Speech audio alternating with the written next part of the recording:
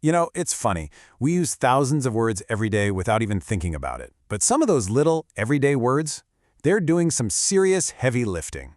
Today, we're going to zoom in on one of them, and trust me, it's got a few surprises up its sleeve. I mean, really, how much work can one little word actually do? You'd be surprised. All right, so the word we're going to put under the microscope is while. Yeah, while. Seems pretty basic, right? Well, turns out it's a total Swiss Army knife of a word. So let's get into it. This one word, while, actually has 3 totally different jobs. It can be a preposition, a noun, and get this, even a verb. Let's take a look. Okay, first up is its most common gig, being a preposition. And when while is a preposition, it's all about timing. It's basically the glue connecting 2 things that are happening at the exact same time. So take this sentence for example. He fell asleep and sitting at his desk. Those are 2 separate actions, but they're happening together. And while is the word that links them. See? Job number 1, done. All right, pretty straightforward. But then, while decides to change careers. It can also be a noun. So it stops being a connector word and starts being, well, a thing. In this case, it means a short chunk of time. Look at how different it is here. After a while, that's just another way of saying after a little bit of time. See? The word itself is that period of time now. It's not linking 2 actions anymore. And just when you think you've got it all mapped out, bam! While clocks in for a 3rd job. It can be a verb. This one's a little less common, kind of poetic even. It means to just spend time, usually in a really chill, relaxed way. You've probably heard the phrase, to while away the hours. Yep, that's it. While is the action. So let's recap. We've seen this one little word be a connector, a thing, and an action.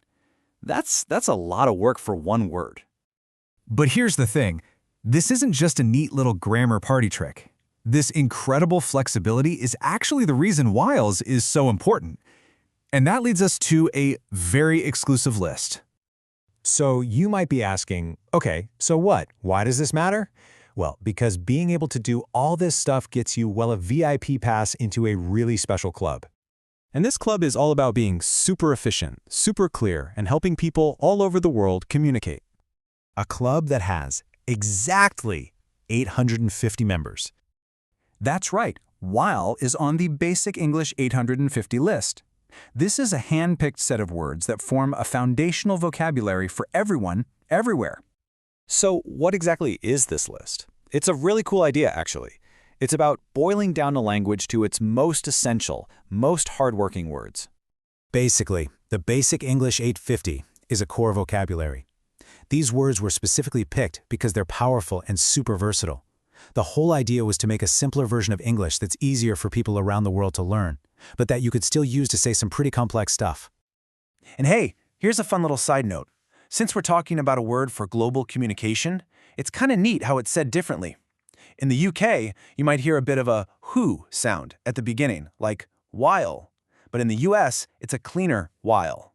But that gets us right back to the main point. The fact that while can be a preposition, a noun, and a verb, that's exactly why it's so valuable. I mean, think about it.